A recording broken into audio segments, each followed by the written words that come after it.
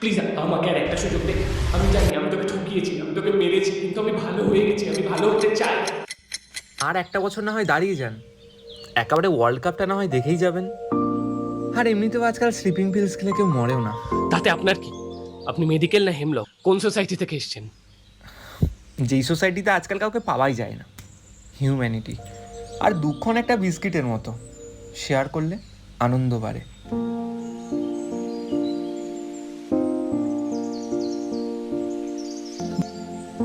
আর regret কমে? কারোর সঙ্গে খুব খারাপ করার পর যে রিয়েলাইজেশনটা হয়, সেই ঘেন্নাটা কমে? চলুন উঠি। একবার মরতে গিয়ে যখন বাধা এসছে, তার মানে নিশ্চয়ই আপনার জন্য ভালো কিছু অপেক্ষা করছে। প্রীতি ছিল, সব কিছু খারাপ হওয়ার পরও ভালো কিছুর অপেক্ষা করেছিল। শুনেছি খুব বড় জায়গায় বিয়ে হয়েছে, কি জানে কেমন আছে। তাহলে তো আপনার হাফ পাপ মাফ।